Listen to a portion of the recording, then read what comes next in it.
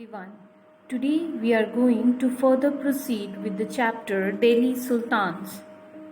Today we are going to discuss on the very important dynasty, that is the Khilji dynasty. So let's move ahead.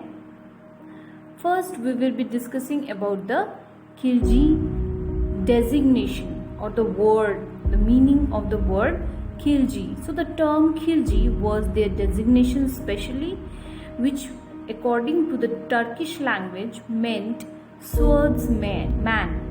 Although they had played a conspicuous role in the success of Turkic armies in India, they had always been looked down upon by the leading Turks, the dominant group during the slave dynasty.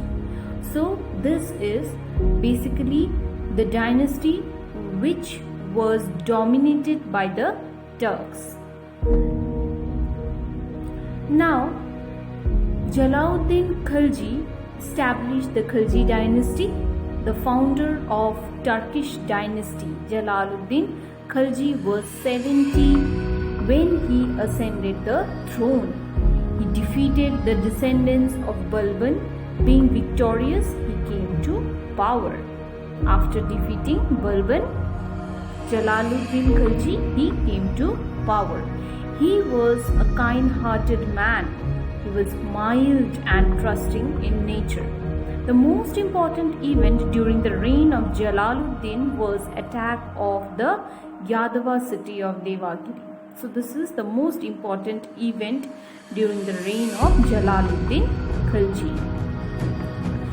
Now Jalaluddin Khilji, he reigned from 1290 to 1296 AD. Jalaluddin Khilji founded the Khilji dynasty. He followed mild and generous policies.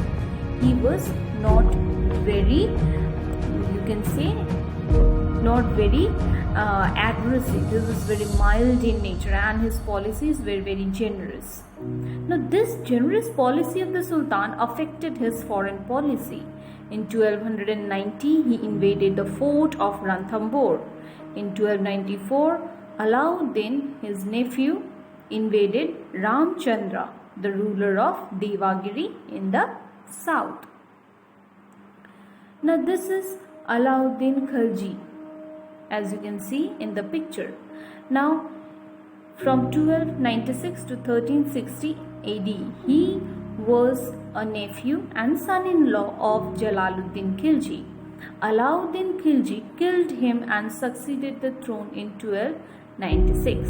So Alauddin Khilji killed Jalaluddin Khilji and he came to throne in the year 1296.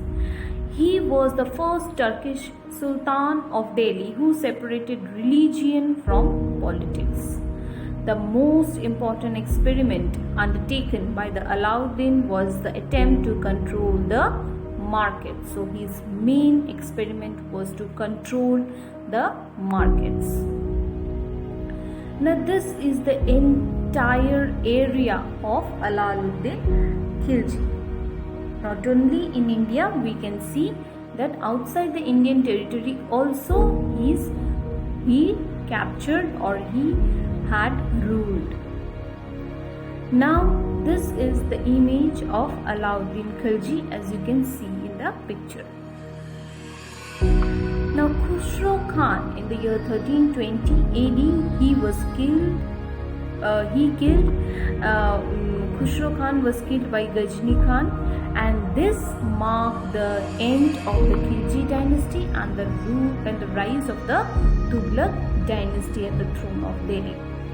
So this was the end of the Khilji dynasty. Now when we are talking about the Khilji dynasty, they had built a number of architecture. As you can see here in the picture, we can see the Alai Darwaza, Huwazi Khash, Siri Fort, Huwazi Shamshi. These all are the important architecture built by the Khilji dynasty, basically Jalaluddin Khilji. Now Alauddin Khilji's tomb is very famous, as we know. The year was 13 803. 13 years later, Alauddin Khilji died and was buried at what is today called as the Qutub complex. The tomb is a simple brick-on structure with no decorative marble or intricate carvings as in the tomb of Iltutmish we can get, or the towering Qutub Minar nearby also. It lies on a small hill on one corner of the Qutub complex. Now this is another architecture of the Khilji dynasty, that is Jamaat Khana Masjid.